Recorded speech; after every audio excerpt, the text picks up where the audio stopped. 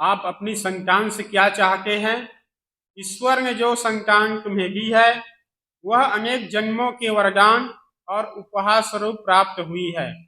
उसे परमेश्वर का अनुग्रह समझकर ग्रहण करना चाहिए। एक अनुचित लाड़ दुलार या झूठा इसमें न हो जो तुम्हारी स्वार्थपरता और मूर्खता से उत्पन्न होता है और उनके जीवन को नष्ट करता है। तुम यह कभी न भूलो कि तुम्हारे गृह में पदार्पण करने वाले तुम्हारे आत्मस्वरूप ये बालक भावी नागरिक है जो समाज और देश का निर्माण करने वाले हैं। ईश्वर की ओर से तुम्हारा यह कर्तव्य है कि उनकी सुशिक्षा, शिष्टता तथा परिष्कार की समस्या में हम पर्याप्त दिलचस्पी लें। तुम अपनी संतान को केवल जीवन के सुख और इच्छा पूर्ति मात्र की ही शिक्षा न दो, वरन उनको धार्मिक जीवन, सदाचार और कर्तव्य पालन, आध्यात्मिक जीवन की भी शिक्षा प्रदान करो। इस स्वार्थमय समय में ऐसे माता पिता विशेषतः धनवानों में बिरले ही मिलेंगे जो संतान की शिक्षा के भार को जो उनके ऊपर है ठीक ठीक परिमाण में तोल सके।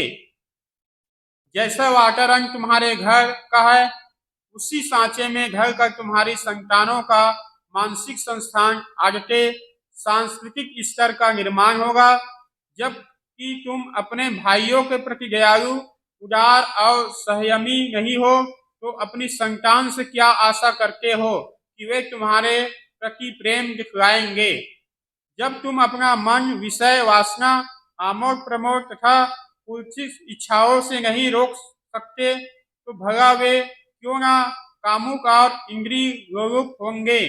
यदि तुम मांस, मद्य या अन्य अभक्ष्य पदार्थों का उपभोग करते हो तो वे भला किस प्रकार अपनी प्राकृतिक पवित्रता और दूध जैसी निष्कलंकता को सुरक्षित रख सकेंगे।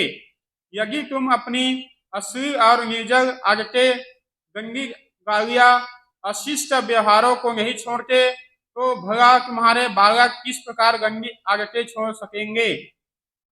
तुम्हारे शब्द, व्यवहार, दैनिक कार्य, सोना, उठना, बैठना ऐसे सांचे हैं जिनमें उनकी मुलायम प्रकृति और आदतें ढाली जाती है।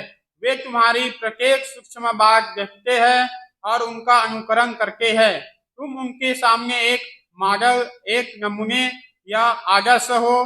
तुमसे ही वे बहुत कुछ सीखते हैं। इसलिए यह तुम पर निर्भर है कि तुम्हारी संतान मनुष्य हो या मनुष्यकृति वाला नर पशु। पारिवारिक जीवन की समस्या, पृष्ठ 25। बोलिए परम गुरुदेव की जय। सद्गुरुदेव महाराज की जय।